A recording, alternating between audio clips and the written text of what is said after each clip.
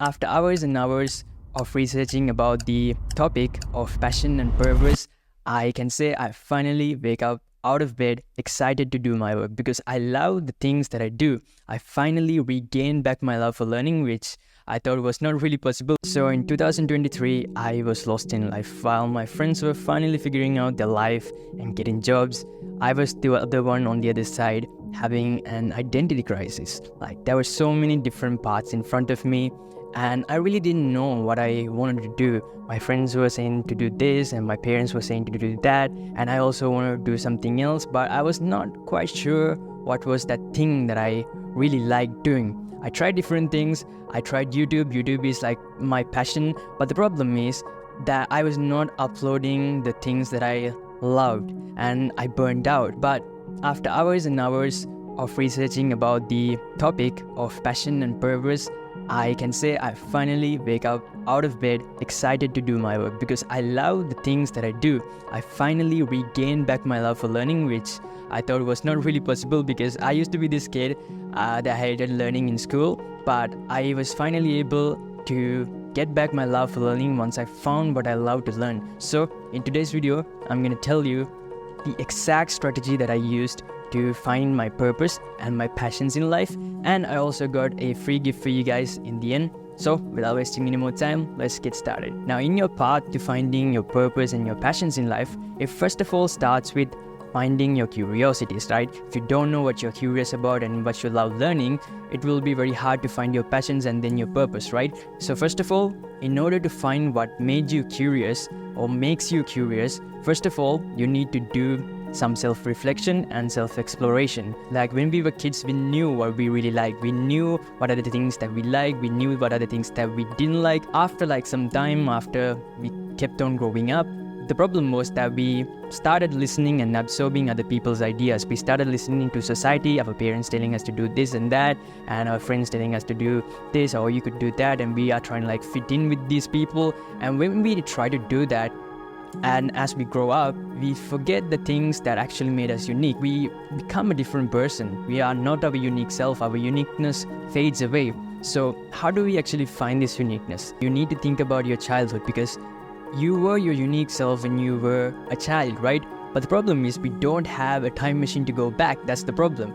But there are some methods that you can use. I will give you 3 methods that helped me a lot in order to find out the things that I was really interested about, the things that I loved learning about when I was a kid. The first way is to ask your parents, because like who else knows a lot more about your childhood than your parents? So first of all, ask these questions from your parents. Number 1, what are the hobbies that you like doing as a child? Number 2, what are the subjects that you excelled in school at? Number 3, what are the things that you spend a lot of time doing throughout the day? So for me, a lot of the time, some of my hobbies were drawing. As I remember, my mother told me that I used to draw a lot.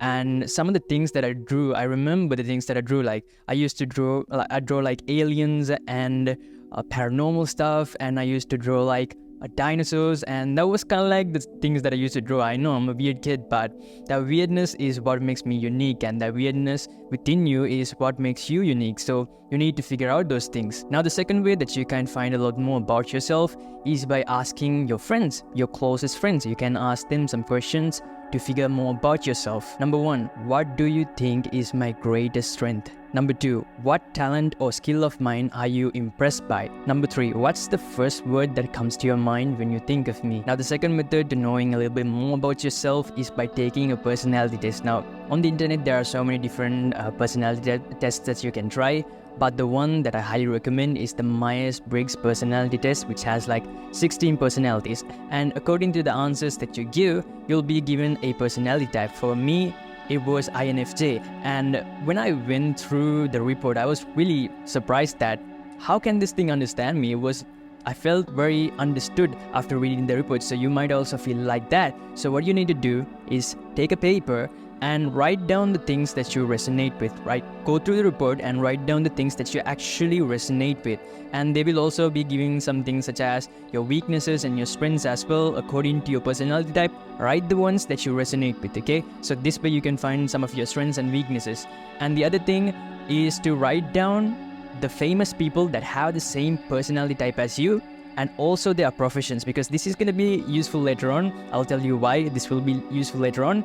So write them down, and also try to find some fictional characters, like people in movies or books that have the same personality type as you. Now the third method is to ask yourself, think deeply and ask yourself about these 4 different areas: your interests, your skills, your strengths, and your values. Ask yourself about these areas. Now, to make things easy, I will give you some questions to each different area. Now, at first we have our interests, right? So the first question that you can ask yourself is, what are the type of books that you like to read? Now, if you're the type of person that doesn't like to read books, another thing that you can do is to see what are the type of videos that you watch. Go onto YouTube and see what are the videos that you liked, and what are the like your watch history and stuff. See what are the type of videos or topics that you watch a lot of videos on. Now the next question is to ask yourself, what are the things that you can't stop talking about? This way you'll be able to figure out the things that you are truly interested about. Now for me, a lot of these things were psychology, spirituality, and content creation. These are some of my favorite things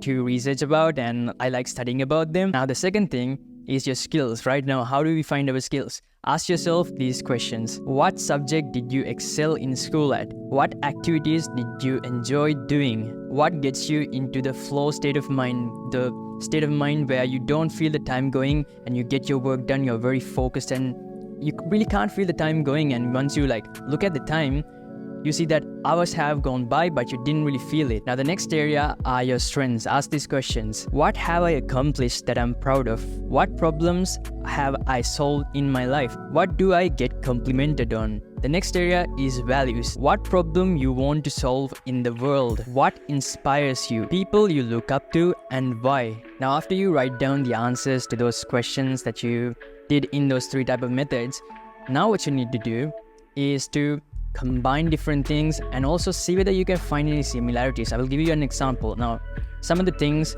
that I was very interested about were psychology, spirituality, and I was also really good at writing. Now, if I look at the people that had the same personality type as me, a lot of these people are writers, psychologists, spiritual leaders. So there's some sort of a connection over there. See whether you can find such connections. Now the other thing is that you can combine 2 different things, such as, for example, one of my favorite things was psychology and one of my skills was writing. So if I put them together, we get persuasive writing or copywriting. Now once I actually tried out copywriting, I was so interested about it and I tried it out.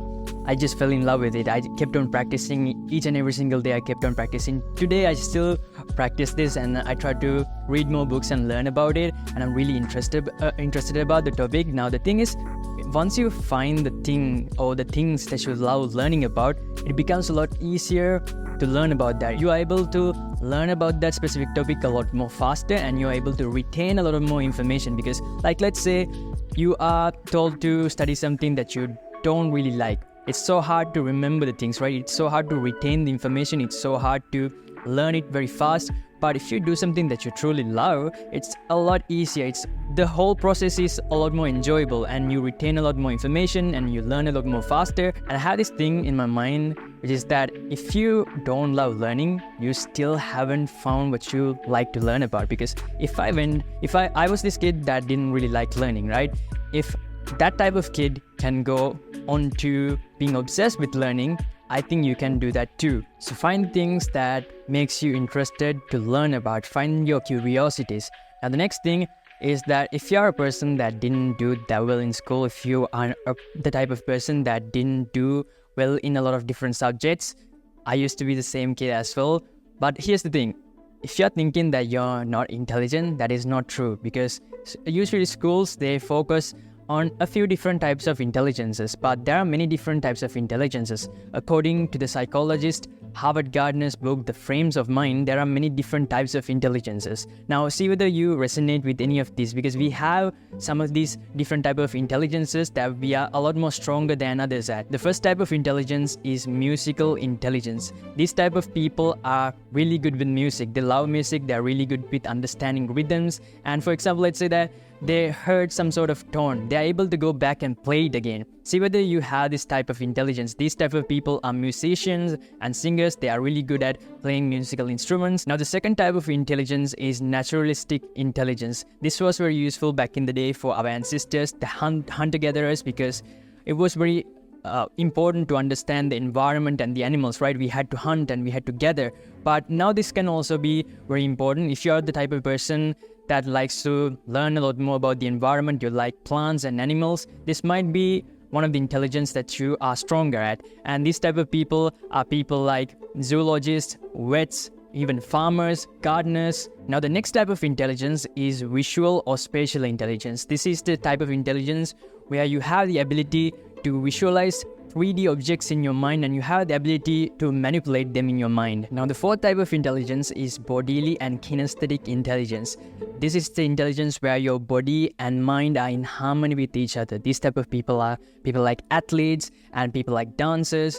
And the next type of intelligence is linguistic intelligence. These type of people love words, they love reading, they love writing, and these type of people are writers, and this is like one of the ones that I think I'm stronger at. Now the next type of intelligence is logical and mathematical intelligence. This was something that I was not really good at in school, and there might be a lot of people that are really good at maths and solving like logical and mathematical problems. These type of people are scientists, these type of people are mathematicians, these type of people are software programmers. Now the next type of intelligence is interpersonal intelligence. These type of people have the ability to socialize well with others. They have the ability to understand other people. They have the ability to communicate well with other people. The next type of intelligence is intrapersonal intelligence.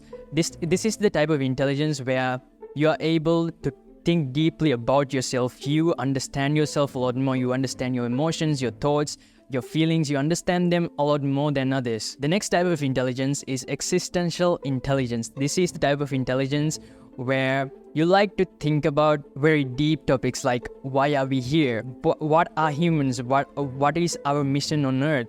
Why were we put here? Like very deep questions about life. Now out of these types of intelligences, you have some of them that you're really good at. So try to figure them out and don't think that you're not intelligent because you just don't do well at school. There might be a lot of different types of intelligence that you are good at. And an example that I can give to this is from Albert Einstein, which he says that everybody is a genius. But if you judge a fish by its ability to climb a tree, it will live its whole life believing that it's stupid. If you still haven't found out what are the things that you truly love, then you'll have to explore more, right? If you just stay in your comfort zone, you wouldn't grow. So if you really want to find the things that you love and the things that you want to do for the rest of your life, you'll have to explore more and find things out. And I will give you a way that you can do this. Go to an AI software like ChatGPT or Bard and give this prompt.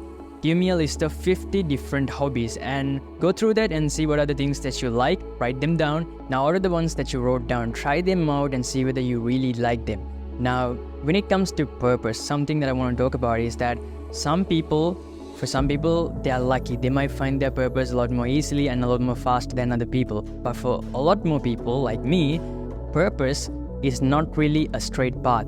It is not a destination.